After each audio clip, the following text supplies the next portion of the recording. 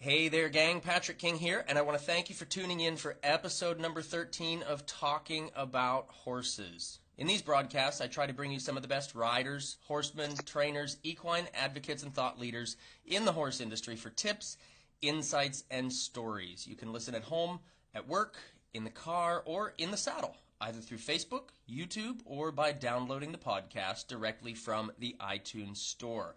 Today, I am pleased to, again, be joined for a second time this season by my good friend Wendy Murdoch. Wendy is an internationally recognized equestrian instructor and clinician for over 30 years, author of several books and DVDs, which I highly recommend, creator of Ride Like a Natural and the Surefoot Equine Stability Program. She's one of the most skillful teachers ever encountered in any equestrian discipline. Wendy's desire to understand the function of both horse and human, curiosity and love of teaching, capitalizes on the most current learning theories in order to show riders how to exceed in their own expectations. Wendy, thank you once again for joining us. You're welcome. Thanks for having me again. Oh, awesome. It's great to have you on here. You are the first person that we've had on here twice this season, and I believe we're booked for a third time later in the year, too. Yeah, no, I have no idea what we're going to talk about then, but we'll come up with a topic, Patrick. We always do. Exactly. Yeah, we never have a problem talking. That's one thing we know for sure. If we're booked, we'll be talking. We don't know what it's about, but we'll be talking. Exactly. Yeah. Maybe we'll get questions from people, and we can actually do a Q&A kind of thing if we can get people to tell us some of the things they would like to hear us talk about. I think that would be awesome. I think that would be great. We can do a little promo ahead of time, give folks a couple weeks to come up with questions or something. I think that's a great idea. Yeah, very cool. So today we want to talk a little bit about the Surefoot Equine Stability Program. And this is something that you have been talking about for, a couple years now? Over 5 years. 5 years now already. Wow. Well, yeah, I know, okay. I guess I yeah. remember you and I think were having sushi at an expo, maybe about 4 or 5 years ago, and you were showing me some video footage when you were first discovering this stuff. Yeah, I don't remember that, but then it's totally possible. Well, sushi and sake and, late nights after all expos. The S's, yeah. Oh, no, that's great. I remember it was before you got the new current pads, and you were talking about how you weren't completely sure what it was that you were accessing with the horses through the use of the pads. Yeah, and 5 years later, we're still not sure, but we have so much information now through 5 years of experience, and actually with people all around the world using Surefoot and emailing me and calling me and writing me and telling me amazing stories about the changes in their horses. And so, I've talked to many people about how we can get some science behind it, but in the end, it's so profound to the horses that it really doesn't matter, because if you see a horse on the pad and the changes in the horse, you become a believer because you see it with your own eyes. You see the horse change. Absolutely. And so, I'd love to get the research because, I'm a scientist by training. Right. I've got a master's degree, and I would love to have the science behind it. But in the end, it's the application of the process and the changes in the horses that are so profound and so amazing that, someday we'll get that science. Because I've actually, I spent 3 hours about a month or so ago with Dr. Hillary Clayton and Dr. Bob Belker. Dr. Clayton was a professor at MSU. She's now retired, and Dr. Belker is still at MSU. And he is studying horses' feet and the sensors in the horses' feet. So he's actually a neuroscientist. Bob Belker is one of the first people I contacted when I first discovered Surefoot. And I called him up because I knew that he was studying horses' feet. And I was like, Bob, what do you think's going on? And at the time, he sent me 2 chapters of a book that I don't think he's published, but it was all about the foot. And he talks about the hoof is a sensory organ. And, when I've been going around the world now and doing lectures and demos and trainings with Surefoot, I just came back from Europe where I did 3 workshops for physical therapists. So I'm actually working with the physical therapist and training them how to use Surefoot in their practice.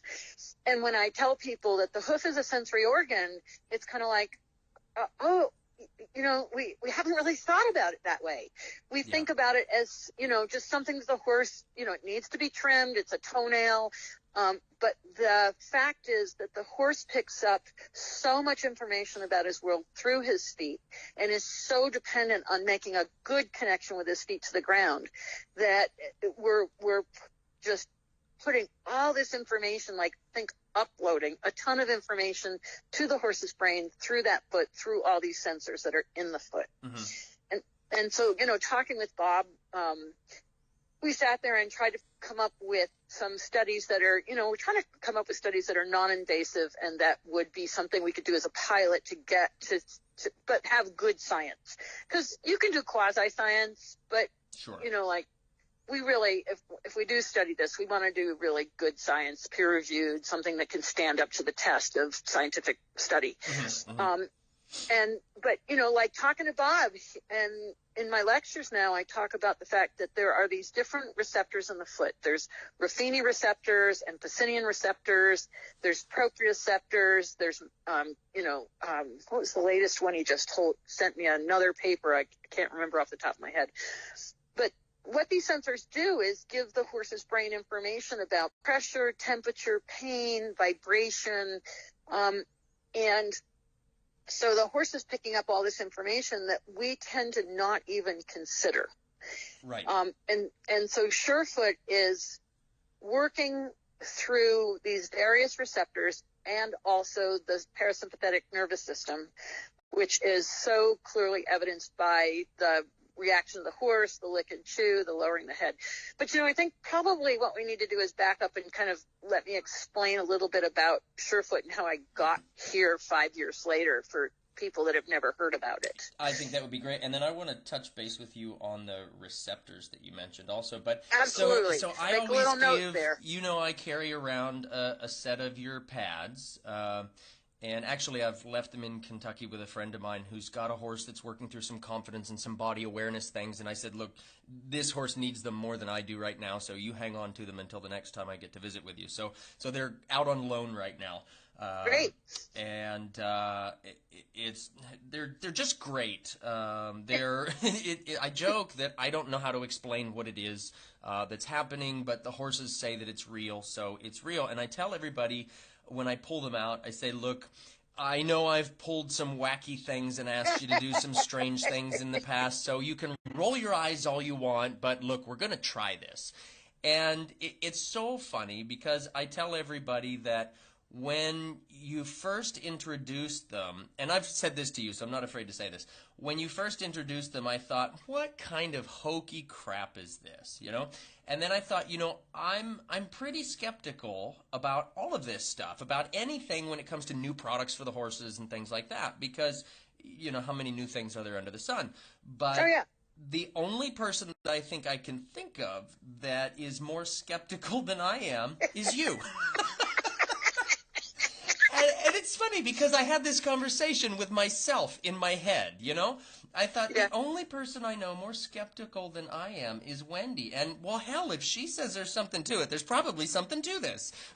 Yeah, and, you know, I mean, I don't blame anybody for being skeptical because it seems so peculiar.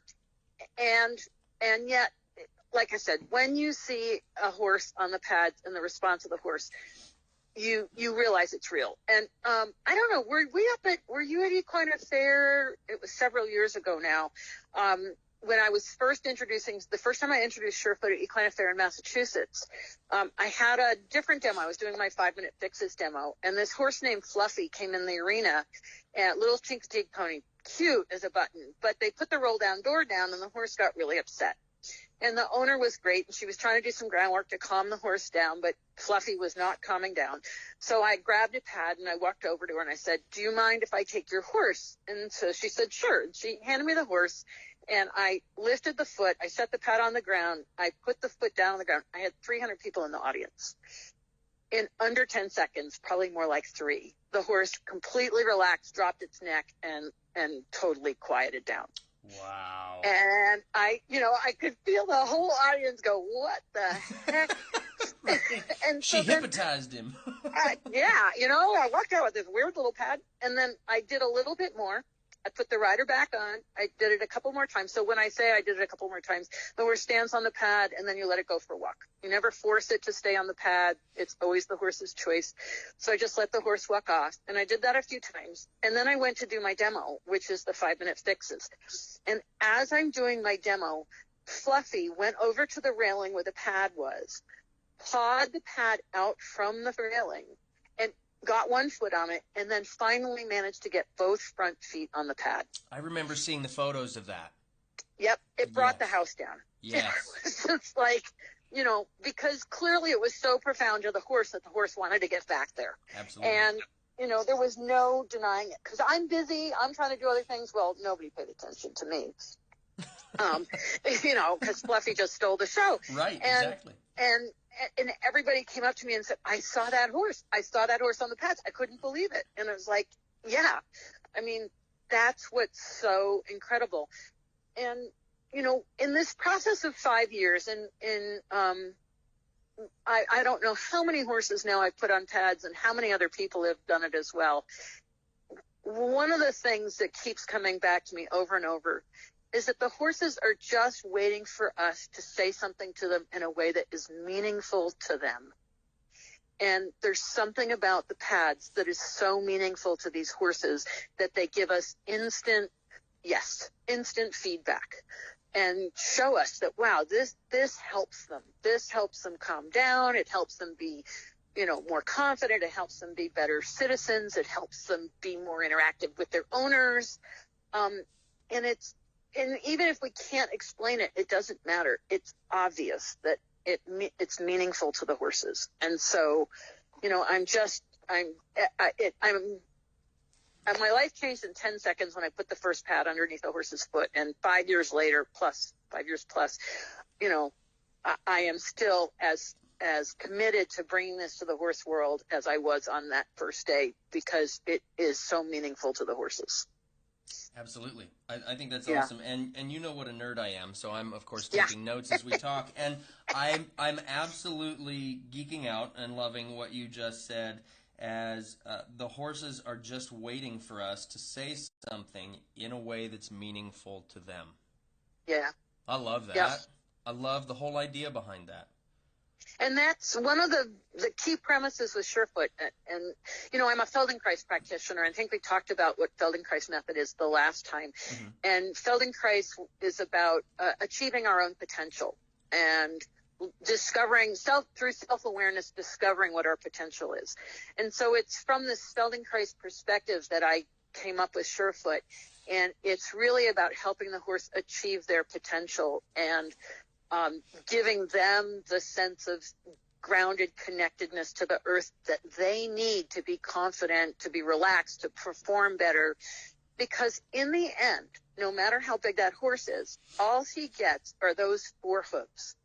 And how those 4 hooves meet the ground is going to determine his balance, his security, his reaction to things, his ability to observe rather than react and run away. Because he's perceiving his world not only through his eyes, but through his feet. And if he turns his 40-pound head, if you take a 1,000-pound horse, their head weighs 40 pounds. He turns his 40-pound head and leans through his shoulder, he's falling. And so the horse is reacting. And then we get upset because, wow, my horse is not listening to me. But really the horse is falling out of balance. And then he's going to get upset just like a person would when they're out of balance. And we tend to blame things like the horse is being resistant or he's being difficult on behavior. But what I keep discovering is it's a balance problem. The horse is not solid and secure to the ground, so he turns his head, he shifts his weight, then a noise startles him, and the next thing he's going, not because he wanted to do that, but because he didn't have a choice. He couldn't reorganize to be balanced over his 4 feet, to be able to simply observe, evaluate, and assess, and then decide that it's okay. Instead, he's shifted his body weight, he's shifted his weight forward, he's now starting to move, he has to move a foot, and the next thing you know, he's either doing something that we consider disrespectful, that word makes me crazy, Right. or, disobedient or whatever. And really, it wasn't his intention, but it was what happened. And then it just becomes an escalation and something of like an avalanche, Snowball. basically. He's rolling Yeah. downhill trying to catch himself, but can't catch himself because he's rolling downhill. Yeah. And so, this is where I just did a thing with Callie King at CRK Training. Oh, did you? Okay, awesome. Yeah. I was just at filming for 2 days because we filmed a new course, and it's. Oh, right. You said you're in Pennsylvania right now. That's right. Yeah. It's the ABCs on the AIDS, and one of the things that I started realizing is to help people understand what needs to happen is I draw a pie chart, and there's the feet, the teeth, the back, the saddle, the rider, and nutrition. And if one of these pieces is out of balance, it's going to put the system out of balance. Now, some horses can be insulted in certain areas and still have enough strength in others that they can be okay. But if the horse isn't able to recover, he's not going to be healthy. And so if the horse is not in balance on his feet and he can't recover that balance, then he's going to have to react, just like you would. Sure. So what Surefoot does is it brings the horse's awareness to his feet and to the way his feet are meeting the ground. And the pads give to weight and pressure, and there's some that are more stable than others. I'll get into that in a minute. Okay. But they give to the horse's weight, and you'll see the horses not only visibly soften in their face, you'll see breathing changes in under 10 seconds, you'll see relaxation of the facial muscles, you'll see the neck lowering, breathing changes. The horses will start to close their eyes, they'll sway, they'll rock, they breathe, they sigh, and you can see them visibly softening and grounding and then exploring their weight distribution over their 4 feet, and literally experimenting and shifting and playing with it in a way that's obviously experimentation. Now, not every horse goes through this process that I've just described or goes through it. They all go through it in different timing, different number of days, different amount of minutes on the pads, but that's the consistent pattern that we see. And while this is happening, there's clearly firing all these receptors in the feet, the proprioceptors in the joints, the Ruffini receptors, and then the parasympathetic system, which is evidenced by this, the licking and chewing, sighing, breathing, yawning. What I tell people is horses only have so many ways of telling us when they're relaxing. So whether it's acupuncture, massage, whatever these modalities are that we use on the horse, he only has so many ways of expressing relaxation. Right. And so we see these same signs when we use Surefoot. The difference is how we got there. We got there by picking up the horse's foot and putting it on an unstable surface. And so that's really the cool thing about Surefoot is the simplicity of it and the fact that any owner can do this with their horse, just with, given some, basic information that comes with it, so that they can actually interact with their horse and help their horse rather than always having to either hire a professional or, have to do a lot of something else. Right. Does that make sense? Yeah. I mean, it makes sense to me anyway, and maybe part of that is because I've experienced the Surefoot pads. So I'm gonna take you back a minute if you don't mind. Yeah. You were talking about the feet, the teeth, the back, the rider, and nutrition, right? Was And that the 5? And the saddle. Saddles in there too. Yeah. Okay, so there's 6 things to that. Okay. All right. And what did you call those? You said it was on a pie chart. Yeah, I draw a pie chart, and it's like, what do I call that pie chart? I just had a brain blank. That's okay. Don't worry. Everyone's just listening live now with bated breath. Exactly. I just think of it as a holistic approach that we have to look at all these different factors in order to have that healthy horse. Gotcha. And some horses can have some horses can deal with their feet being a bit out of balance because they're so strong, say, in their back, or they're so strong in their general well-being. Other horses, the princess and the P factor, their foot's a tiny bit out of balance and they just can't handle it. Same with saddles.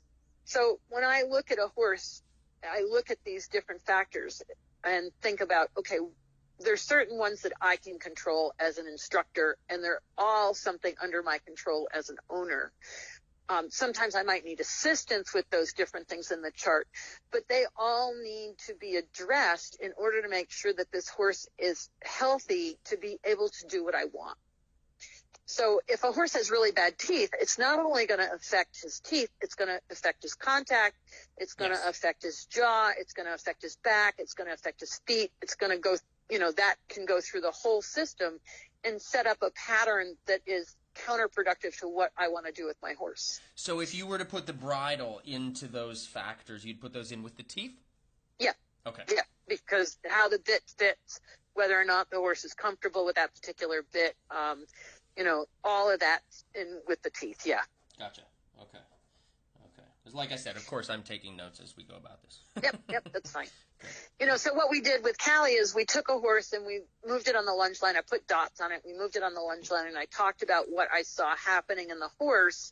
And then we talked about, all right, if we wanted to get this horse on the aids, what are the factors that have been addressed with this horse? Okay, it's had its teeth taken care of. Its feet are in good shape. We're working on the saddle. And some things are things that you can address, in the short term. You can get somebody out to do the teeth fairly quickly. Mm-hmm. Other things like the feet, if it's a big change you have to make, it's going to take several trimmings or shoeings. And saddle fit is sort of you have to ongoing check in to make sure, because as you change the feet, it's going to change the back. As you change the teeth, it's going to change the back. So some of these things you have to check back on and make sure that everything's okay, 3 months, 6 months, 9 months, depending on how rapidly other things are changing. And then obviously, with nutrition, horses get fat, they get thin, the grass grows, suddenly we have a drought. Mm-hmm. It's staying on top of that to make sure that everything is working forward toward that horse being healthy and able to be a good student. It's just like children. If they go to school hungry or they haven't had a good night's sleep, they're not going to be a good student. And exactly. That's the same in the horse. Yeah. Exactly. Yeah. We've got to set them up for the positive learning, for sure. Absolutely. And so this is where Surefoot plays into this picture, in that if the horse isn't balanced, and this is where you have to realize that horses have habits just like people. Yes. So, excuse me a sec. So, if a horse has had bad teeth, or it's had poor shoeing, or it got kicked in the field or something like that, it's going to affect the way it moves. And depending on how long that habit pattern has been there, it'll affect the way that horse moves and the way a horse responds to things. So, like when people drive a car, they have a habit of how they sit in a car. They have one foot more forward, the arms on the armrest, they drive just with one hand, and they sit kind of crooked through their ribs. And then they get on the horse and they think they're going to be perfectly square, So horses have habits just like that. And they don't necessarily have to be associated with an acute problem or a pain problem in the present moment. It could have been something in the past, altered the horse's movement pattern, carried that forward even when the injury is recovered or the insult is removed. But now that's become a predominant pattern in the horse. And until we address that habit pattern, it's going to keep going, just like in people. Since the horse stands on only those 4 little feet, we're going to see those body patterns in the way the horse stands. So if he's, really stiff in the ribs and he kind of leans over on the right all the time, and you wonder why you can't turn left because he's leaning to the right, it's going to show up in the way he stands on the pads. But the cool thing is that while he's on the Surefoot pads, he starts exploring his balance, and he becomes self-aware. And that's what I love about this, is the horse, you can literally see them become self-aware and explore how they're standing on the pad. And obviously you start with one foot. And then when he walks off, which the whole point is stand on the pad for a little while and then go back to the earth, he walks off, and you can literally feel them thinking about how that foot is hitting the ground. Yes. You know, their awareness is now brought to, and you can feel them going, and some of them will walk off like they're on eggshells. Others will just march right off and stride right out. I've seen horses revert to old patterns for 20 minutes that they had when they were lame and then completely let it go. I've seen horses that were rushing that completely stop rushing, or horses that were stuck that start to move. I mean, it's so fascinating because each horse is so unique, and yet the way we get there is bringing that awareness to that horse through the surefoot pads. Absolutely. Yeah, they get to think about their body in a totally unique way. Yeah, because, you know, pretty much everything else we do, we impose on the horse, and it's training. And that doesn't mean negatively. I mean, there's a lot of really good training, you know, when Sure. I need you, you stay behind me. But we're imposing our desire on what a good horse is onto the horse. You know, how we want him to behave, how we want him to move, what we want him to do, how we want him to interact. And with surefoot, we're saying, what do you want? You know, would you like this density, or would you like this one? Right. You know, would you like to stand on it with your right front? Oh, no, maybe your left front. Or how about a hind leg? Do you want to stand on it for 2 seconds? No problem. You want to stand on it for 15 minutes? Well, now I have to be the adult and say, if you're swaying like crazy, maybe only 5 minutes, because you're working all those little postural muscles. But in that way, we're letting the horse show us what they want. And it's so interesting because there are horses that I had a woman come up to me recently. She said, my horse stands on the pads every day when I groom her. She picks up her feet for me to put on the pads. This has been going on for a year, but she only wants it underneath the right side. She does not want the pads on the left. I'm like, fine. You know, she gets to choose. She gets to show you. Right. I have other people say, you know, my horse only wants the pads like every, you know, few months, but he stopped twisting his hocks and he's 30 years old. Whoa. And that's all we did different. Yeah. I have another horse. He's a school horse. The pads are piled up in the corner of the arena. They put the student on. He goes over to the pile of pads. He shows them which foot he wants on a pad. He stands on the pad for a while, and you can visibly see him relax. And then he goes off, and he's happy to give the lesson. That's pretty cool. Yeah, you know, and performance horses, this is going to help them, you know, be more relaxed, because a relaxed horse is going to train better. It's going to help them cool out after work. Right. You know, horses that have difficulty standing to be tacked up or standing to be mounted, you use surefoot and suddenly they're grounded and they can stand to be tacked up and stand to be mounted. Right. I mean, there's so many ways that you can use this in a program, and, you know, with any horse. It's really quite interesting. Well, and I think I was telling you about the horses that I had because last January, February, I had some training horses in Ohio before we moved to Virginia. And I had one horse, we were working significantly on engagement and, you know, proper use of his body under saddle. And he would stand while he was being groomed and tacked. I would put them under his front feet, and he would stand with them under his front feet for a few minutes, and then he would actively push them to his hind feet and stand on them with his hind feet. Yeah, it sounds like you need 4 pads. Yeah, exactly. Yeah, I know. Yeah, but it's true. I mean, they'll show you what they want, and they'll who is it? I just had a person email me from over in Europe, and her horse, I don't know, she had a problem with the canter, and now the horse is cantering beautifully.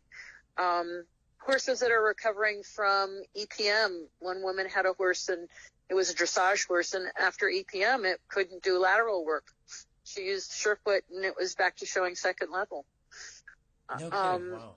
Yeah, I mean, there's so many stories, and what I'm trying to do right now is over in Europe, I've done three or four workshops for professionals, for physiotherapists and chiropractors and trainers, and they're starting to build case studies so that we can sort of collect a body of knowledge. And when people say, well, you know, does this work on a horse with shivers? Well, I actually have one case where the woman used the pads to help the horse to be shod that had shivers, and it made a difference. It made it easier for the horse to be shod. Nice. Yeah, I mean, you know, and there's trailer loading. One woman, her horse was really didn't like to go in the trailer. And so she started using Surefoot in front of the trailer. And the next thing, the horse walked in the trailer all by himself. Wow. Totally I know blew her away. I've been doing the same thing. I'll use it outside the trailer, and then for the horses that I've found to be really anxious in the trailer, I'll put the pads inside the trailer. Oh, really? And that, I mean, right now, once I've introduced them first, of course, but right now, it brings the anxiety level right down. That's awesome. Yeah. Yeah. With the ones I've tried it on, of course. I can't say that it would work on all of them, but with all of the ones that I've personally tried it on, it has worked. Well, and that's the thing, is there isn't any one thing that works for every horse. Right. And I have seen some horses that absolutely, well, two things, are just totally uninterested. But those horses, typically, you'll find they're really grounded, they're really secure, they really know where their feet are. And so they're like, ho-hum, you know, why are you doing this? Yes. And actually, do you know who Larry Weitzel is? I do, absolutely. Yeah. So he's a really good gaited horse trainer. Yes. And he had a nervous horse, and so he bought a bunch of pads, and I shipped him out. He sent me an email, and it's one that I just think about all the time. He said, the horses that really need it want it, and the horses that don't need it aren't that interested. And I realized he was totally right. Yes, that's very true. Yep. And so the other horses that don't like it are horses that are neurological. Like if you're already unsteady. And I remember you saying that. Yeah, the body can't handle it, or the brain can't handle it. Right, because you're already unsteady. However, I recently had Brynja Rydell is my person over in Germany, and she had a client that had a really neurological horse, and she went out and she put the horse on firm pads, and when it walked off, it was so wonky. It was like, wow, this is like, but we said, well, let's go back and get a video of that, because people need to see what happens when a neurological horse stands on the pads and how it's not going to work for them. Mm-hmm. So she went back like a few weeks later, put the horse on pads, walked it off. It was totally fine. So, really? I mean, it blew both of us away, and we're like, oh, darn, we don't have that great video. Right, next horse. Yeah, but they'd done the pads, and she'd then after she put it on the firm pads, she used what we call the impression pad, which is the most stable pad. It gives to heat and pressure, but it's not unstable. The horses don't wiggle around on it. Gotcha.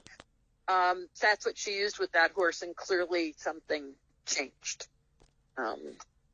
So I actually had another horse I used the impression pads with, and it was a thoroughbred that was super unstable. You know, it was like, which leg are you lame in? I can't really tell. And we used the impression pads. It only wanted the impression pads underneath its back feet, and we let it stand there for about 5 minutes or so. And then I saw the horse in the afternoon, because it was a demo over at Equitana in Essen, Germany, with Linda Tellington-Jones.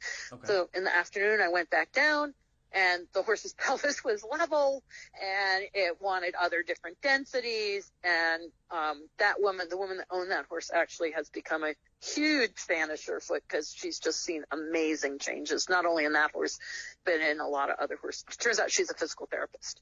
I didn't even realize. Interesting. Yeah. Okay. So she's like totally hooked and has really been using it her practice a lot. Yeah. So how did you discover the Surefoot pads? Yeah. So it was May 5 years ago, and I had a client that I used to teach at Morven Park, and at Morven I would go 2 days a month. I would go Monday and Tuesday every month, once a month, to teach. And so a lot of the clients would come the Monday and then the Tuesday. So I went on the Monday, and one of my clients, she's been with me for over 3 years at that point. Her horse, when we first started 3 years prior, was lame. And I just used a lot of Feldenkrais and body work on the horse, and we got him going, and he was competing. She got 8s in harmony and dressage. She was doing great. And then she wanted a jumping saddle. So she got one on loan, rode in it during the month prior to when I saw her in May. And the farrier also quit the horse. And so when I saw him, he was under saddle again, but he was lame in the right hind leg. And I said, well, let me look at the saddle. And the saddle was crooked and was putting more pressure on the right rear corner.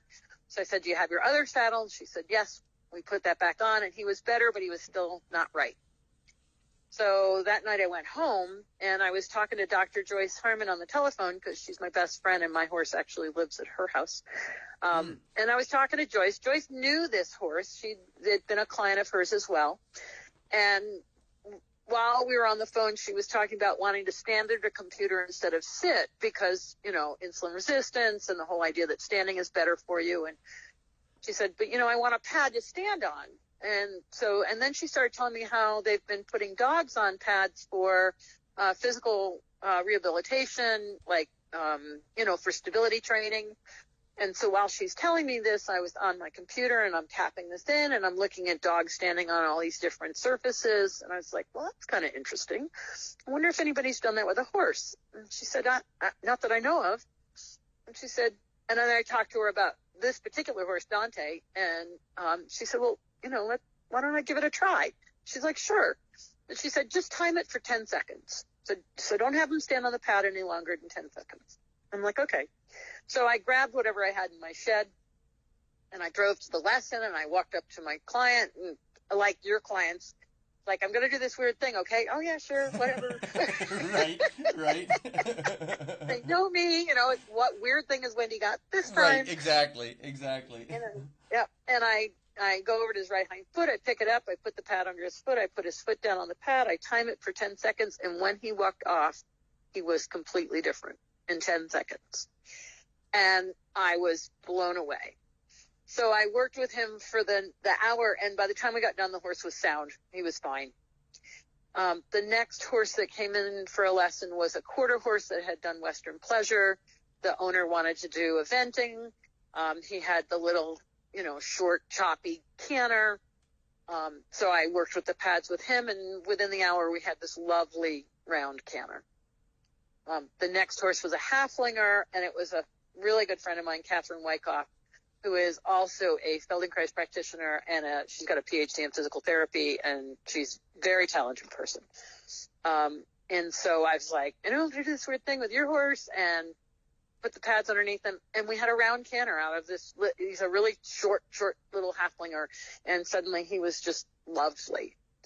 She's actually been using the pads with that horse. His name is Andy, ever since then. And so that's one of the things to realize is that Surefoot's not just a one-off thing. Right. It's like different things happen with the horse, or he's gone through a different phase in his life and he wants the pads again. And so she uses them on a regular basis with him over the past 5 years. But by this point I was like completely hooked. And, have started calling on my friends that had dressage horses. Can I come over and put pads on their horses? And then I went out to Washington State, and I didn't take what I had with me, and I got out there, and I looked at these horses, and I want to put pads under their feet. And one of the people was a physical therapist, so she had some things that we could use, and, started doing that. And then my next trip was I went from Washington State over to Holland, and by now I'm like, okay, we got to video this. We have to, and so that's when it just rolled from there. And the things that I was using at the time were designed for people. And the problem with putting horses on stuff designed for people is they can lose their air, like valves get broken and they hiss, or, they break or they tear, Right. You're putting a 1,500 pound creature on a surface. Right. With potentially sharp edges on their hooves and all that stuff. Absolutely. And steel shoes and stuff like that. And so after I destroyed, I don't know how many pads, and my husband Brad was watching me go through things like butter. I'm like, I need something more durable. And so that's when he's an engineer. So he, went to the internet and started researching companies, and he found a company we work with that's up in Maine. And they're great people, and they have worked with us, and they would send us prototypes, and I would, it would take like a few months to get a prototype, and in 5 seconds I'd test it and go, nope, try again. And so it took us like a year and a half to come up with something that was going to be durable, but also have the same effect. And that's really, the thing is, the pads we have now, they'll get nicked and torn, but they're not going to break. They just won't look as pretty, you know, they can get kind of, right. But they work, and we have them warranted. And so that was the goal, is to come up with a horse durable pad that still produced the same effect as what I was using before, but that, you know, would have a much longer life. And that's what we've succeeded in doing. And they're better shaped, they're easier to use, they're lighter weight, they stack, you know, so they're, you know, you just wash them with soap and water. Generally handier. I know I've had mine out in some severe cold weather, and I know in the very cold, I've had mine crack. The paint, basically, the rubber coating on top of the paint has cracked, but it hasn't affected the usability of the pads whatsoever. Correct. They just look like they went through a world war, but they're still just as useful as brand new. Yeah, and I tell them, you know, below like 45, just flip them up. You can use both sides of the pad. Right. So in colder temperatures, you just flip them over and use the direct foam surface because of that. Because that little white line that you see that has the colored coating, it's a slightly stiffer material, so it diffuses the weight of the horse over more surface area. So that way, with each pad, you get two different working surfaces. Gotcha. But, you know, obviously in the extreme cold, you've got to flip it over. Otherwise, it's just, you know, it's just not as pretty as what I tell people. Right. Mine are pretty ugly, but they're pretty useful all the same. So, and I know chatting with you and Brad over dinner, when was it? Equine Affair this past year in Columbus. Yeah, in April. Yeah, I think I learned more about foam and rubber and paint and plastic and shipping and fabrication than I never wanted to know. I get it. I totally, look, you know, I had no idea when I put that pad under a horse's foot that I would become a manufacturer of something, okay? And it's a completely different world. And, you know, I mean, supply and everything. So, but the other thing that's so much fun is that we keep experimenting with new products and new ideas. Because somebody will go, you know, well, that was great, but can you do blah, blah, blah? And we're like, well, let's see. So because you've already got the ball rolling, so what's one more experiment? Exactly. Yeah. Yep. So we have the basic product line has 5 different pads. There's the impression pad, which is when it's cold, it'll feel like a brick, but it gives to heat and pressure. So like I was at 22 degrees with an Icelandic that bolted, and I used the impression pad, and again, it's going to give slowly, but you watch their horses just kind of melt into that pad. So it going back to these receptors that we talked about way back at the beginning, as they stand on it and the pad gives, they get sole contact. And so now we're affecting all those Ruffini receptors in the sole of the foot. And the pad is going to give. So if the foot isn't totally balanced, or if there's a lot of pressure in some area, the pad will give. So it starts to normalize the pressure over the whole foot. And you just watch these horses visibly, you know, slowly melt into the pad. So that's a great pad for horses that are unstable, for anxious horses, nervous horses. And it's the one that I keep going back to. Like, I forget about it, and then I go back to it and go, wow, why don't I use this more often? Yeah, it's a really interesting pad. I have some people in Europe that are saying that it's great for trauma release, that they find that animals that have been traumatized, so we set out all the different pads at this physiotherapy place in Switzerland, and we had this cat that was walking over the pads, and it was like walking all around. It would kind of stand on all the other ones, and then it went and it laid down on the impression pad, and I thought, well, that's really interesting because that's the hardest one. Yeah. And then the woman told me that the cat had a traumatic experience. I was like, wow, that's really weird. Interesting. So there's people in Europe using that for trauma release, which I find fascinating. The firm pad is the one you have with the green top and the charcoal. Yes. It has give, and it has some springiness, but it's fairly stable. The medium is the purple pad. It's quite springy, so I don't start with that one typically. But if I have a horse that's like really flat to the ground, doesn't kind of come off the ground very quickly, or kind of just a flat attitude, I really like that one. And that's the one people like the most. Oh, okay. Okay. Yeah, overall, people like the purple one the best. It's springy. It makes you feel, it gives you an upward feeling versus the others which absorb. Okay. Right? Like the soft, you stand on the soft and it really gives. And horses that are sore on their feet, or flat-soled and that sort of thing, oh, you can just see they just love the soft. They just melt into it. Yep. And then the slant is an angled pad, so it's a wedge. And I use that typically heel high, and I'm changing the angles in the joints in the horse when I use the slants. And you can use it heel high or heel low, but either way, it's, that's what I'm looking for there, is to make a slight change in the angles in the joints, and all the joints have proprioceptors, so you're making little changes to that proprioception. Right. Right. And then I don't think you've seen have you seen the farrier pad? Yes, I think you were just releasing them in Columbus at Equine Affair. I think so. I have seen they're the orange pads, yeah? Yeah, they're bigger. They're 24 by 14, but they're only 1.5 inches thick, and it's 1 inch of impression material and 1/2 inch of medium. So you have two different surfaces on that pad. Okay. And we've renamed it the physio pad rather than the farrier pad, because we have physical therapists putting horses on that pad during treatment.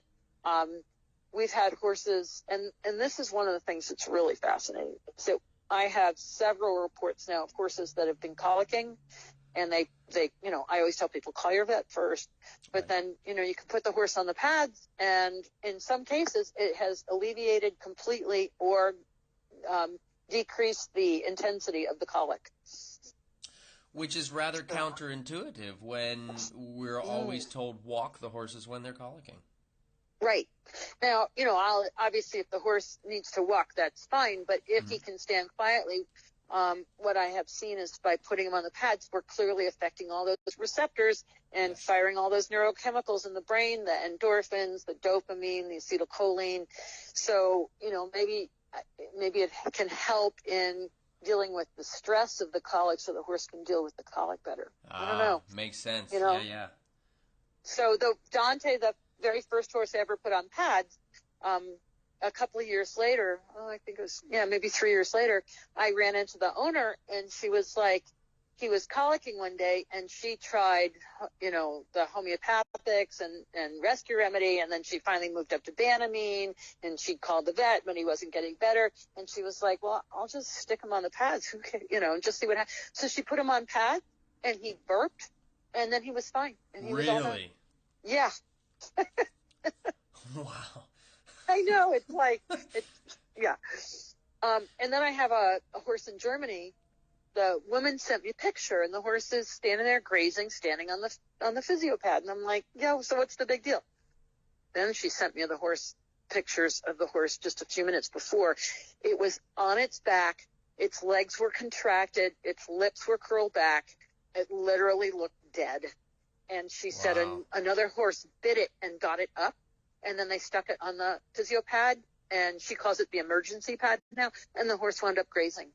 I mean, it's just really bizarre. So what was the problem with the horse that it was down like that? I wish you had, I can't remember.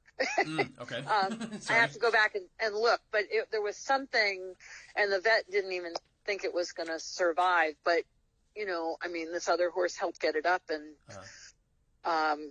the next thing she sends me this picture, and the horse is grazing, and it's just fine, which was like, yeah, really incredible wild. Quick thinking on her part.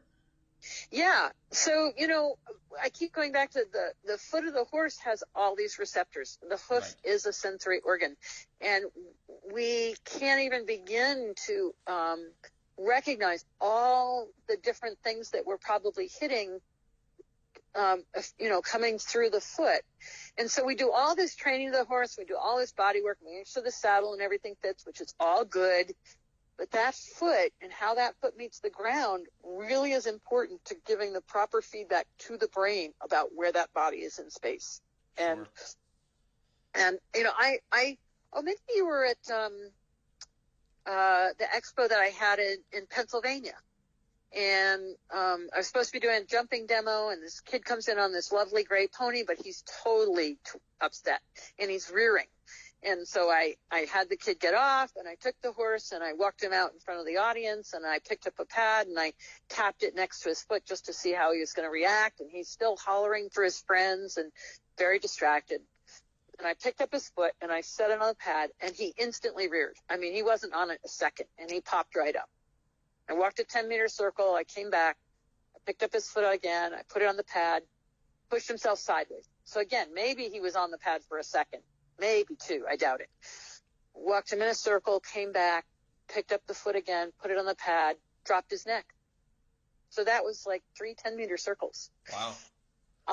I then walked him off and came back and did it again. He not only dropped his neck, he took his muzzle and he started pushing on the dirt like grazing, like literally grazing. And so in a under 3 minutes, this horse went from rearing to grazing. Now, I've asked people about that reaction because it was so strong and so, like clear. Right, And right. Dr. Stephen Peters, do you know who Dr. Peters is? Yes. Right. He wrote Evidence-Based Horsemanship with Martin Black. Mm-hmm. He's a neuropsychologist for people. And way back in the beginning, I spent 8 hours at his house with his horses, putting them on short-foot pads. And he said he saw a breathing change in under 10 seconds, and he was totally blown away by the process. So when this happened with this rearing horse, I called him up and I said, Stephen, what do you think's happening? And he's like, I have no idea. Like, thanks, Stephen.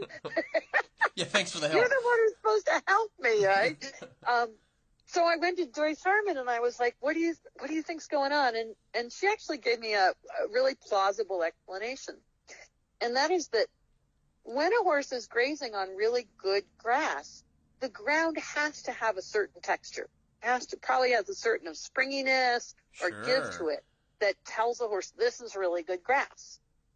And our guess is that the pad in some way simulated what that ground would be like and triggered the grazing response. That's very interesting, and that makes perfect sense because the quality of the soil would be very different in order for the quality of the grass to be better. Right. You're not going to have, in a desert or on a gravel pit, you're not going to have lush, healthy, great, nutritious grass. Yep. Huh. So that actually makes a lot of sense to me. And I've seen it on more than one occasion where the horse went from very anxious to literally, wandering around in an arena where it's been many, many times. It's totally dirt, but it is literally going up to each post and looking for grass, taking the muzzle and moving the dirt around and, very strong grazing response. That's very interesting. Yeah, so that makes sense to me. I can't come up with much else. Right. Well, we're going to roll with that one. Yeah. Yeah. So that's talking about the receptors in the hoof. Now you mentioned 3 receptors. You mentioned the Ruffini receptors. Is that right? Yep. Was it the Buffinian? Pastinian. With a P. Okay. Pastinian. Okay. And then the proprioceptors. And then you were. It sounded like you were saying the Ruffini receptors are in the sole of the foot. Is that right? Yeah, and I have this picture in my head of the image that Dr. Bowker has, and he had a cross section of a foot and had drawn lines where these different receptors were, and the Ruffini receptors are more along the sole, the Pacinian are more toward the heel, and don't quote me on this, it's late at night, but there are some receptors that are fast receptors, like they'll sense the strike of the foot, and then others are slower receptors, and I think the Ruffini are the ones that are slower receptors. So as the horse stands on the pad and the pad starts coming and pressing up into the sole of the foot, you're going to start getting those receptors firing. Gotcha. Proprioceptors you have them in your joints. We have a lot of proprioceptors in our ankles and the joints. They help us orient in space. There's a great story about Catherine Wyckoff. She went down to UT Tennessee. Dr. Stephen Adair is down there, and he has the equine physical therapy course. And he has a physical therapy center down there with every cool toy you can possibly think of. I mean, barometric chambers and swimming pools and lameness locators and, beautiful, beautiful facility. And Catherine went down there to finish up her equine physical therapy program with him. And when she got there, he said, I've heard about this thing called Surefoot. And she's like, oh, well, I know about Surefoot. Would you like a demonstration? I just happen to have my pads in the car because she didn't clean out her car. And he's like, yeah, that'd be great. So there was a horse there at the facility, and when you would pick up the right front foot and set it down, it always crossed the left front foot. So it didn't go straight down. And their physical therapist had looked at it, Dr. Dare had looked at it, and they had a professor from Colorado State who has a PhD in the equine spine. Everybody looked at this horse. Pick up the right front foot, put it down across the left front. So Catherine said, can I use that horse for my demo? And I said, sure. And so she did the before. She picked up the foot, put it down across the left front foot. She did 10 minutes of Surefoot. Just having the horse stand on the pad, go for a walk, come back, stand on the pad, go for a walk. At the end of 10 minutes, she picked up the foot and it went straight down. Really? Yeah. So I then stopped at the facility. I was going to a clinic, and I stopped and talked to Dr. Adair for about 3 hours. And, he was like, clearly it's resetting proprioceptors. And, and I said to him, what can we do for a study? I'd really like to. And we talked for 3 hours. And in the end, it's the same thing as with Dr. Clayton and Dr. Bowker. It's not a simple thing to control enough of the factors and figure out what is the specific factor that you want to look at as your test for what changes. Okay. Ideally we'd look at brain chemicals, but then that's so invasive, right? That's really difficult study, right? Okay. And if we look at movement, you have to control so many factors. You have to control who leads the horse, what the footing is, what the environment is, for your before and after and your control group. So that the number of horses that you need to come up with an accurate study starts to grow rapidly. Yeah, that would be considerable. Yeah, and so, we had done a really brief little study at a university. I cannot mention the name or I'll have to pay a royalty, where they have force plates in the ground, and we had put horses on the force plates and then put pads underneath the feet and collected data. And while we were doing that, we had a lot of vets come through, and the thing that everybody noticed was how easy it was to collect the data, because the horses were relaxing. And so right. Yeah, like we collected the data super quickly because the horses were standing there and getting more and more relaxed. Unfortunately, that data's never been analyzed for quite a number of reasons, and it's just one of those things. But so anyway, it's not like I haven't continued to try and find a way to quantify this, but after doing it for 5 years, what is so apparent to me is that Surefoot is profound to the horses, and it's profound to the owners, because their horses change and they become the horses that they want them to be. That, a horse that's comfortable and relaxed and confident and able to learn and move better. And one of the cool things is the horse recognizes who brought them comfort. And, when I'm doing a clinic and putting pads underneath horses' feet, the rider's biggest complaint is that the horses will not go away from me. Right. Right. Exactly. And it's funny because I know you've done quite a bit of teaching at Brenda's place at Feather Hill in Pennsylvania. Yeah. And she makes the comment that gelding of hers, that you are his absolute favorite person on the planet. Snip. I love Snip. Snip, that's his name, yeah. Yep, Snip. But that's the thing is, the horses, they want to come to be with me. I make them comfortable. I make them feel better.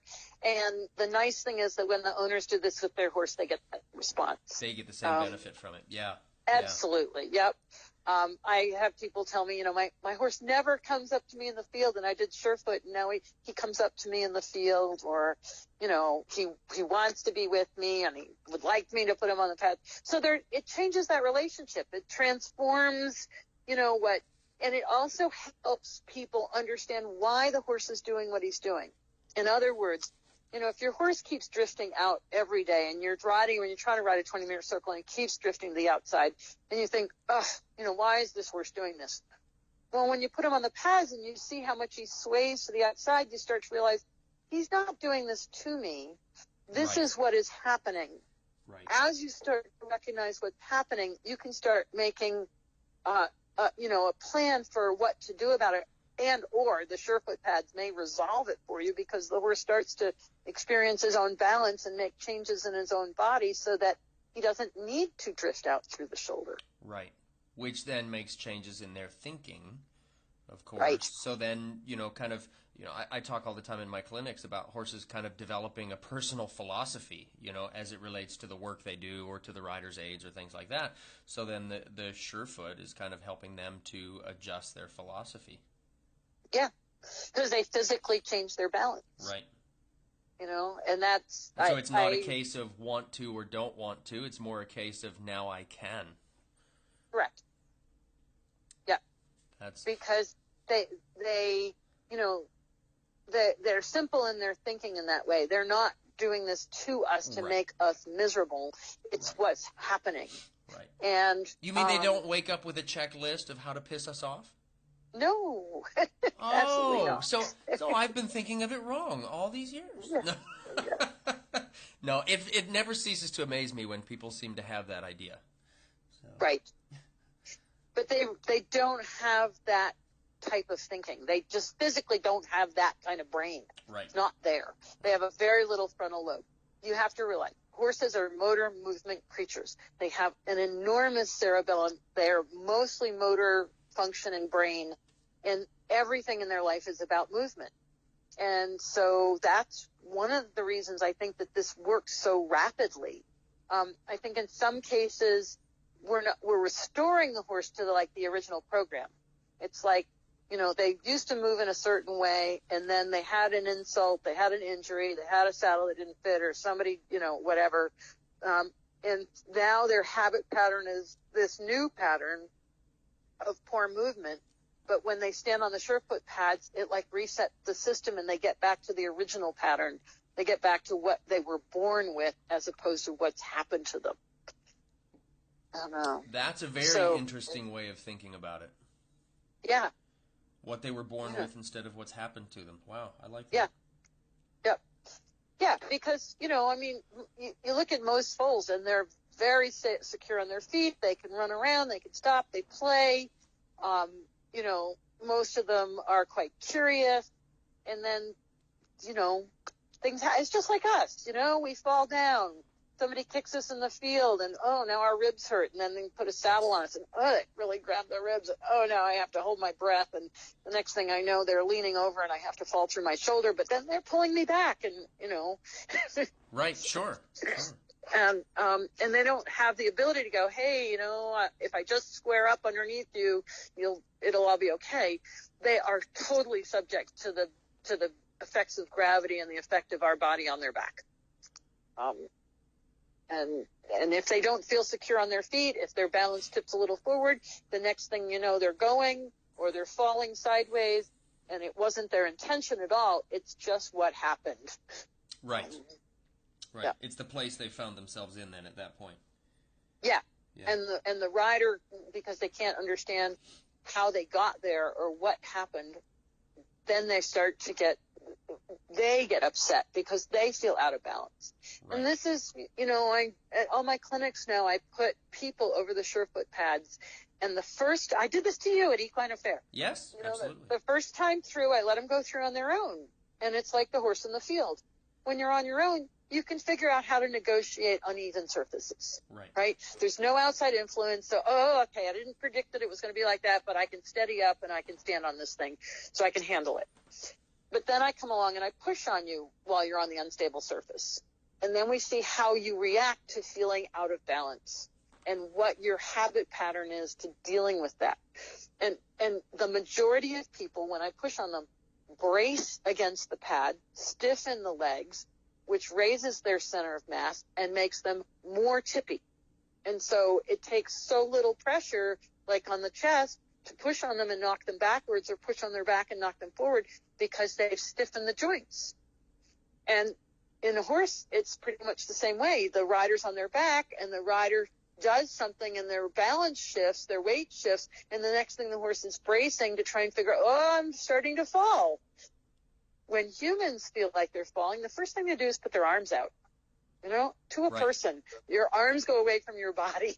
You're going to start putting limbs out somewhere. You're going to create a brace.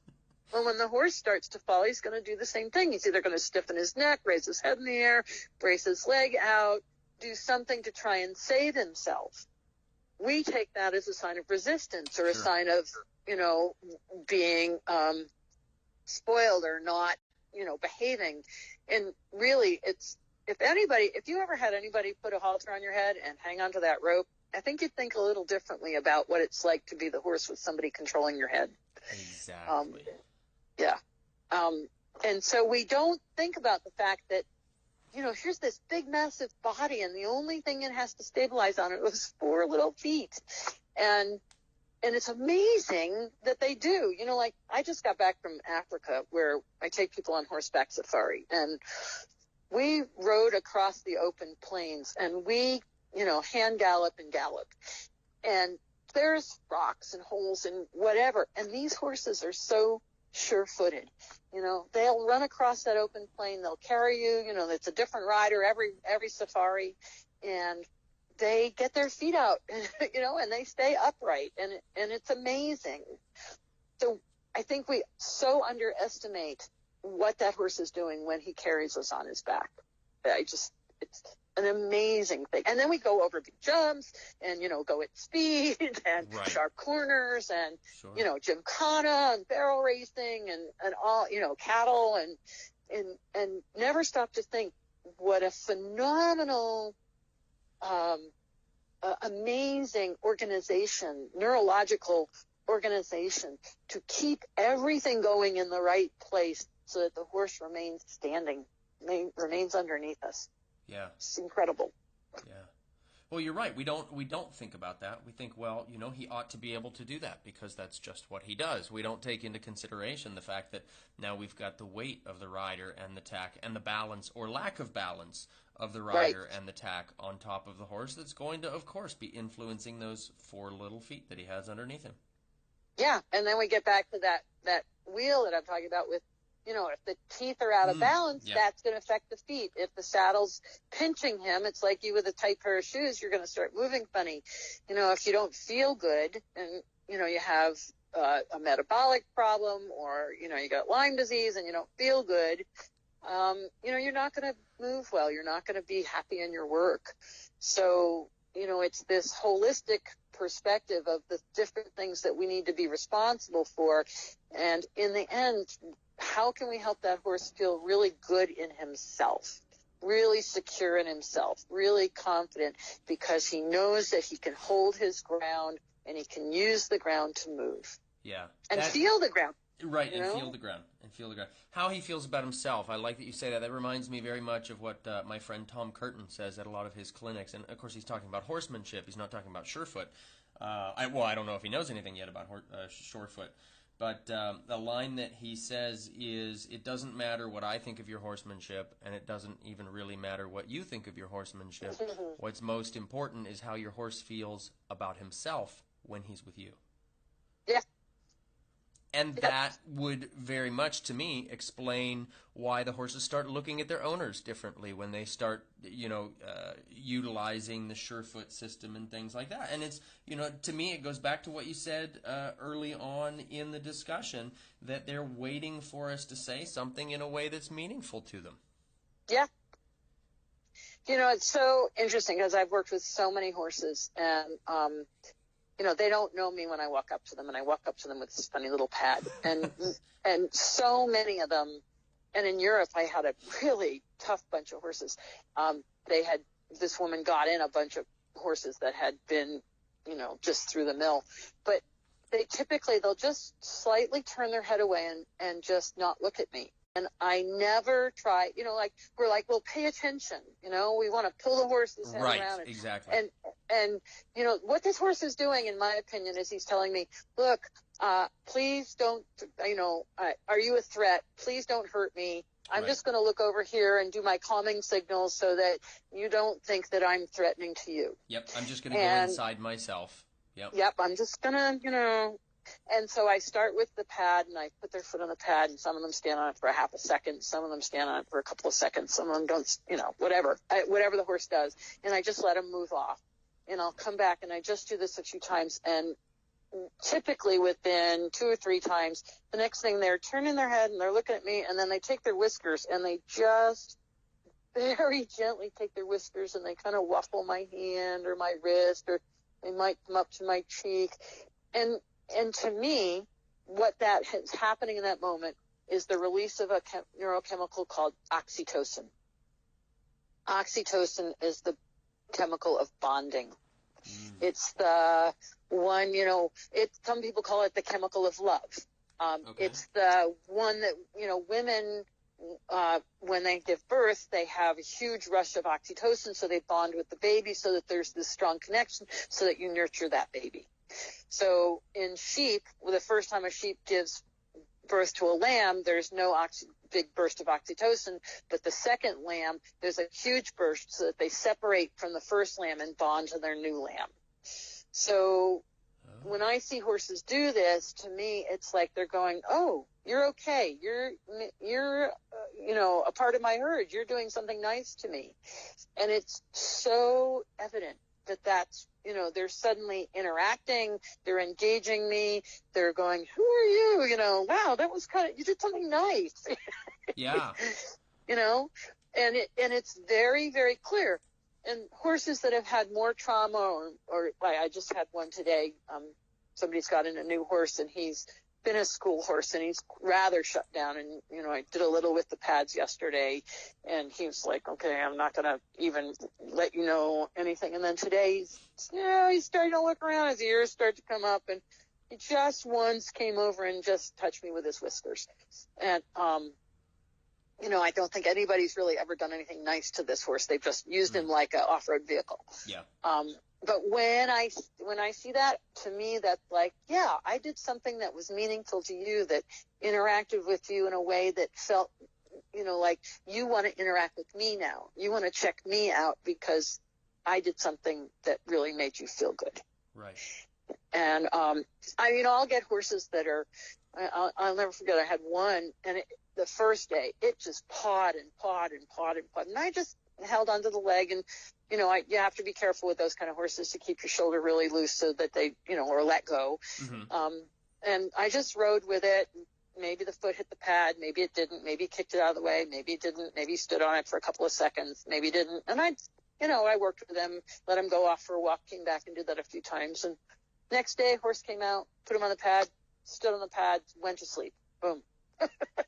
Wow, interesting. Yeah, like all the fooling around, that behavior completely stopped.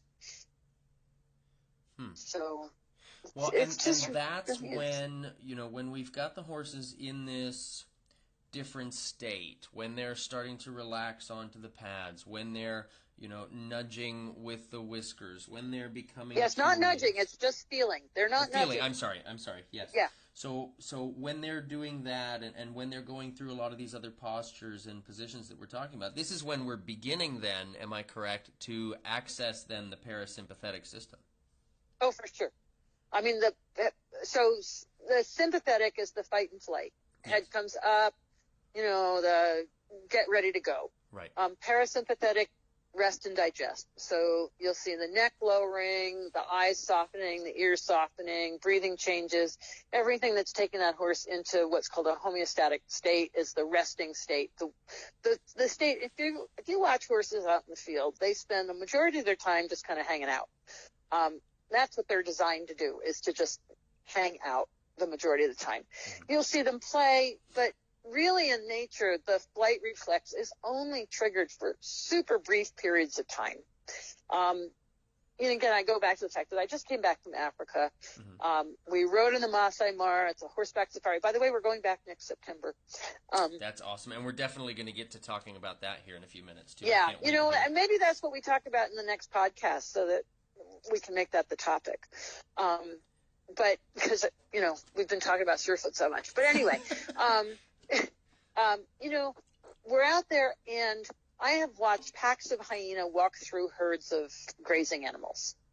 I've watched lions laying there, and they'll, horses ride by and they just look. When they're not hungry, they're not hungry. They're not going to hunt. Right. So, I have my favorite photograph from this safari is a male giraffe reaching up to a tree at the full extent of his neck with his tongue extended, which they have black tongues. It's really weird. Mm-hmm. And a hyena not 10 feet from his feet staring at my camera. Wow, that's cool. Yeah, like the giraffe is completely ignoring the hyena. He's grazing way up at the top of the tree. And so, what you realize is that for the most of the time out there, it is not this predator-prey thing. People aren't, animals aren't constantly hunting, and there isn't this stress. They're out there grazing. They're grazing, they're sleeping, they're migrating. And then, the predator gets hungry and starts to hunt. And in that moment, there's a stress. Yes, sure. And it's a super short period of time, because these cats can't run for long distances. They can't hunt for hours and hours and hours. They can't go all day long doing that. Yeah. Right. They're short bursts.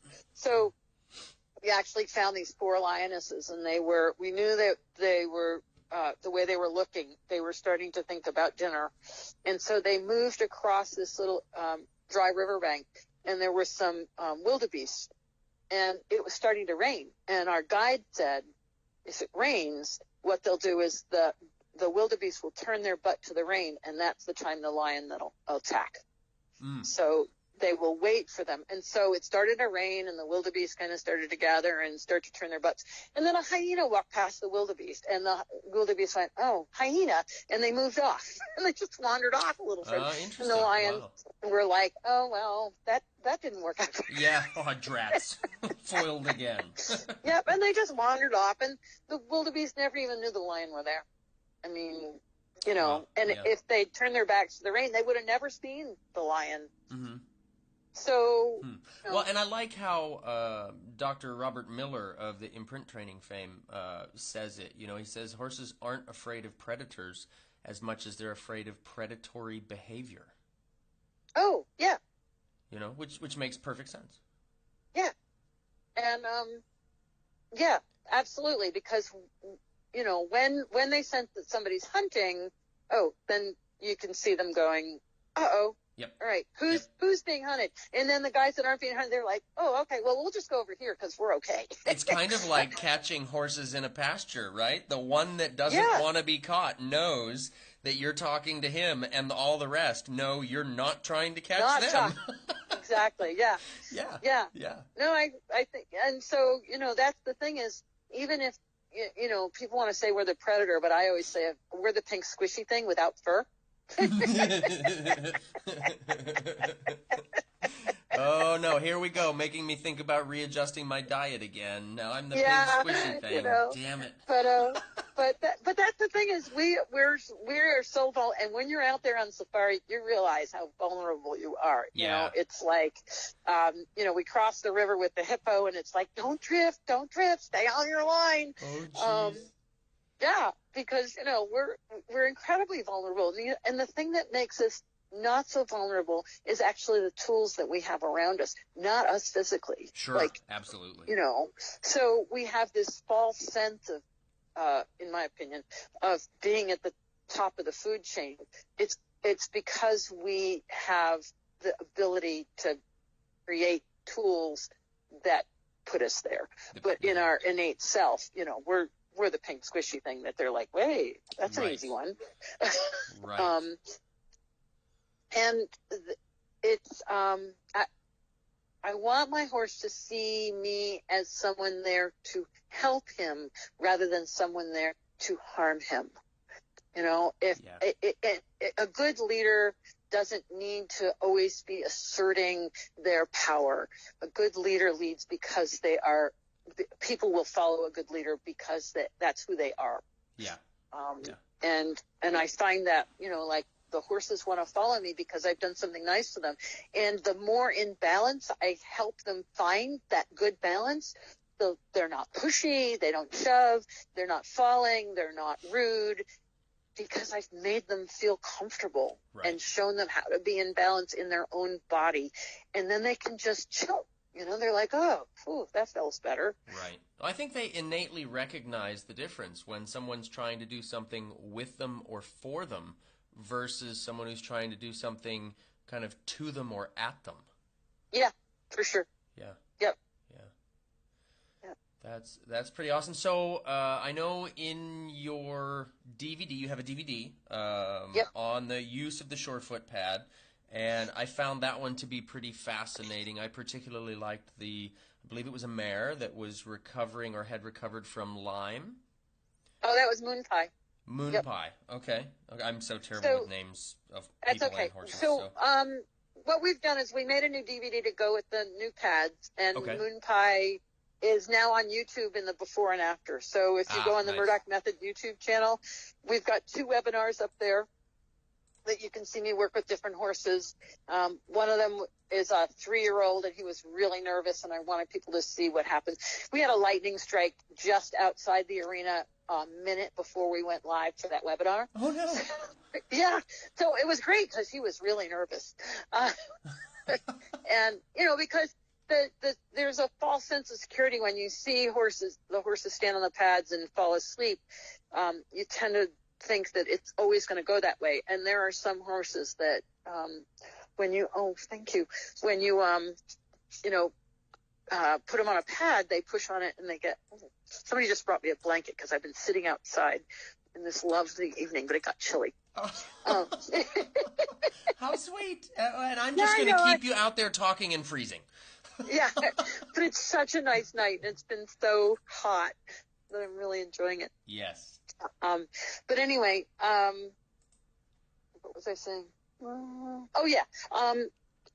It can look super easy. It can be very deceptive, and you always want to approach the horse, especially the first time. Let the horse observe, drop the pad on the ground, watch his reaction before you pick up a foot. Make sure you don't force the horse to stay, because then he's going to be more anxious if he steps on this thing and he's not sure about it. So on those webinars, they're on my YouTube channel. You can see me working with different horses to see that it's, the bell curve. The typical horse is, you put a foot on the pad and they're like, yay, this is great. But you have those outliers, and it's always important to know when the first time you walk up to a horse to be really careful. And just watch his reactions before you put his foot on a pad. Right. Absolutely. But the Moon Pie before and after, that's up on my YouTube channel. That's still my absolutely favorite horse. Yeah. She was amazing. Yeah. Is that the one titled Equine Stability Program DVD clip?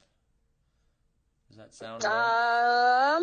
I just shared one of those for everybody watching and listening. I just shared the one there that popped up, and if nothing else, that's going to give everybody a link to seeing more of the clips that you have on there. I have a bunch of quick start clips, and I don't know if it's I don't know the title, whether it says before and after or what. But yeah, if they just go to the YouTube channel and start looking through, and there's some other video clips up there, they might find enjoyable. So perfect. Good. Yeah. How else can people find out more about the Surefoot Stability Program? You can go to the Murdoch Method page on Facebook. We regularly post stories. There's also Surefoot Equine on Facebook. At some point, I'm going to put those together just in one page, but you can still go to Surefoot Equine on Facebook. Okay. You can go to the Murdoch Method website, and there's a section on Surefoot. And if you go to Surefoot Equine in the store, we have fact sheets on all the different products, so that you can read about, how they differ. But the YouTube channel, really, I talk about the different pads and how to get started with your horse. So there's just a tremendous amount of information out there, and I'm going to keep uploading more video. In fact, I'm a little behind on that, but I'll just keep putting up more video clips on the YouTube channel. So if you subscribe, when I put up a new video clip, I think you get a notice, and you can check it out. Yes. In fact, I know I'm subscribed, and so I do get a notice every time you post new videos. Oh, and I've got to put this post up from our safari because, and I'll put it up on there on my Murdoch Method page. But we went out in the vehicles one evening and we came across this dry ravine, and there were these 3 elephants grazing in the dry ravine. They were chewing on a tree. Really? And this one younger bull, he's probably about 10 years older, maybe a little older. He comes up out of the ravine, and so the truck in front of us starts the engine to move off a little bit, and he just pulls a little bit forward, and this elephant's like, "What are you doing?" And he puts his ears out, and then he trumpets at the truck. Oh, no. Yeah, it was great, and I got it all on video. So that's great. It was really great. So I got to put that one up. I really need to get that up there. Yeah. Wow. That's definitely an experience not many get to have. I love that. Well, we're going back next September, the 8th through 16th. The reason we're going back next year is because the past 2 times we've gone, it's been on the same year as Equitana in Germany. So that's, I'm gone a month in March and then a month in September. So Gotcha. What we decided to do was put in a safari in September so that we can then go every other year and get it off cycle to Equitana. Oh, nice. Okay. Yep. But it's just an incredible experience. And if anybody has that on their bucket list, going on horseback safari to the Massai Mara, the game is absolutely amazing. I don't think there's any place in Africa like the Mara in terms of just the sheer number of game. Like on the last day, we went out and I have video of a cheetah and photographs of this cheetah. I put that up as my picture. I was just going to ask. That's the new profile photo, isn't it? Yeah. Yeah. It was just so amazing to watch her, and she came across and took a drink of water and then went and laid under a tree, and it's really magical out there. It's really incredible. Wow. Wow. Yeah. Now, and then, you have information on the safari on your website as well, don't you? I do. We haven't put up the 2018 information, but it's pretty much the same as the 2017, I'm pretty sure. And we'll be getting up that information. But if anybody's interested in joining us on safari, it's a limited number of riders. So please, they can get in touch with me. They can email me at wendy@wendymurdoch.com or message me through Facebook. And because we were already signing people up now. We've already got people interested, and so I think it's going to fill pretty quickly. Oh, perfect. Yeah. Well, and it's great to me, your safaris and you talking about the Safari Equitana. Last time we got a chance to visit in person together, I thought that was so great, and you actually kind of spurred my interest in doing something like that. So we're planning in February. We're going to Portugal. I'm actually going to Portugal for 5 weeks, and we're taking a couple groups of riders with us there also. So you're going for 5 weeks. I'm a princess, so I'm going to be going for a little longer. Yeah, I figure in 5 weeks maybe they can teach me a little bit about how to ride. So I need, I need all the help I can get. So, but yeah, so we have 2 groups each going with us for 10 days at a time. So we'll be riding. And then we'll have a couple days that we'll be just kind of playing tourist and visiting around Lisbon. So awesome. Yeah. So you've inspired me for that. Yeah, I'm going. If I wasn't going somewhere else in February, I'm going down to Costa Rica actually. Are you? Very cool. Yeah, I looked at your trip. I thought, that would be fun. There you go. Well, next year, and one of these years, I will be going on safari with you. I can't wait for that. That's going to be so much fun. That's definitely a bucket list thing for me, for sure. Yeah. For sure. Yeah. So, I love your idea about chatting more in our next broadcast together and talking solely about safari. But can you give our listeners maybe just one of your favorite memories? Oh, wow.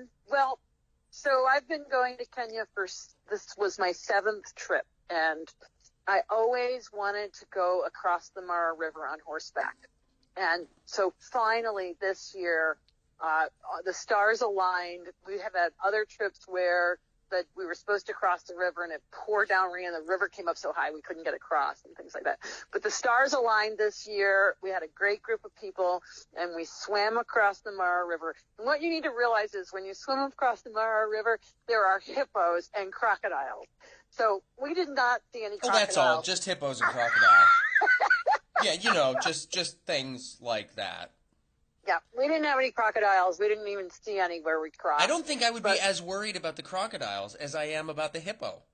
The hippos. Well, Gordy did have to go down with his stock whip and crack it a few times to just move them down the river a bit more. But when we swam across, we have a loose horse, and the loose horse started to drift down into where the hippos were. So Gordy's like, stay on my line. I'm like, okay, I'm right behind you, Gordy, because I take my camera and I turn around and I take pictures of everybody while we're swimming across, okay? So one person, her horse started to follow the loose horse and was drifting down toward the hippos. We're all yelling at her, get up here. But we got across, and of course, we go, after we go across the river, we go up into the Mara Triangle and up the escarpment, and it's at 6,000 feet, and from the top of the escarpment, you look out across the Mara and the reserve, and it's stunning. It's just amazing. Oh, wow. Yep. And so, I mean, I've gone there 7 times now, and I keep seeing new things I haven't seen before. It's an ever-changing environment because, like this year, the rains failed, so the grasses were quite different, and I saw game that I'd never seen, and the migration is always in a different place when you're there, but it's always just an amazing experience, and it's a magical place. So, wow. We're looking forward. I'm getting a jacket now. We're almost done. My hostess always takes very good care of me. Oh, fantastic. Yep.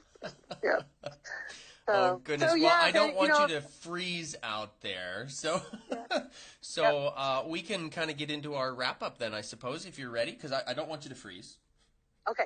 Because then we won't have that next conversation about the safari, and that's pretty important. Safari and questions, yeah. Right? Exactly. Yeah. So, okay, so now you've already encountered these wrap-up questions. I'm going to change the first one a little bit just to fit more the theme of the discussion that we've had about Surefoot. So if there was one specific thing, Wendy, that you'd recommend that riders could focus on as a primary means of improving their relationship with their horse, what would that be? To take the time to observe. We're so quick to react, and if we just stop for a moment and really take the time to observe and just really see what's in front of us.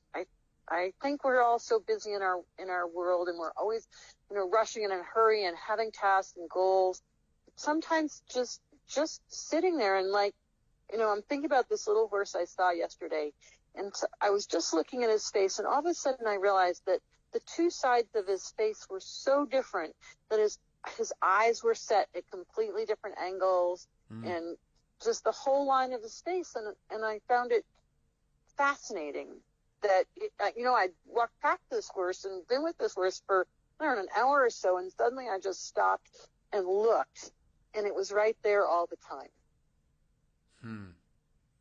So actually be there. Yeah, be there and really get present in the observation without judgment. I like it. I think the without judgment is probably the hardest part for people. Yeah. Because we've always got an agenda, right? We've got something we need to do. We've got something that we're thinking. We've got presuppositions about what everything means. And this is what I find so often with the horses, is that we presuppose what's going on. We're not really in the moment observing, like I said, without judgment, and just really going, objectively, this is what's in front of me right now. This is how he's standing on his foot. This is what his face looks like. And just really being present with that. Wow, I like it. I like it a lot. So, and I know you've had these next couple questions in the past, but I don't remember what your answers were. So you could give me totally different answers, and that would be all good. And for anybody who wants to, recount Wendy's last answers and see what she said in the last broadcast and compare, that was episode 3 of Talking About Horses. And so now here we are 10 episodes later. I think that's great. So if you could ride with anyone, past or present, who would it be and why?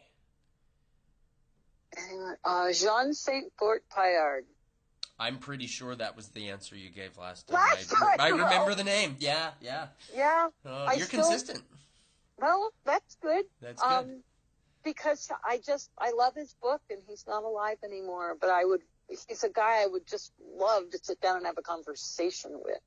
And if there, yeah. And yeah, actually, and you know who else I would really, so I'm going to tell a little story here, but my mom's moved in with me, and we sold her house, and so in the process, all the family photos came down, and my dad had taken all these slides, and so I was like, oh my God, what am I going to do with this slide? So I got a slide scanner, like a big one, and it can scan 5 slides at a time, and I was sitting there just in July scanning in some slides because I had downtime, right? Sure, yeah, you know. I got you. And I came across a slide that I don't actually ever remember my father taking. And it was taken where I rode when I was a kid, and I was 11 to 14. I took lessons at a place called Old Orchard Stables in Stamford, Connecticut, with a man named Mr. Davies. Mr. Davies had a horse named Honey, and I loved Honey. And I have this slide that I didn't even know existed, where I am on Honey giving her a great big hug. And Mr. Davies had taken a chin strap and tied up the snaffle bit over the bridge of the horse's nose. And I don't remember this as a kid, but I looked at that and I was like, that man was so smart, because what he did by taking the chin strap and going over the nose is he prevented that bit from being pulled down onto the lower jaw. Oh, yeah. Right? And so he had done this, and, you know, like, to make sure that the horses never had their mouths pulled on too hard by kids. Wow. And, you know, he was an old Welshman, and he had a barn where all the horses would walk down the barn aisle to get a drink of water twice a day, because they didn't have buckets of water in their stall. They had a trough at the end of the aisle. And that's where I really started taking riding lessons. And so I would actually like to go back and see Mr. Davies. That would be great. Great. Okay, next question. What is your present personal definition of horsemanship? Oh.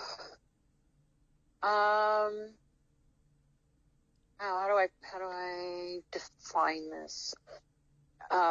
Because what comes to mind so clearly is that we need to be continually the student, and continually being open to learning and to observing, and to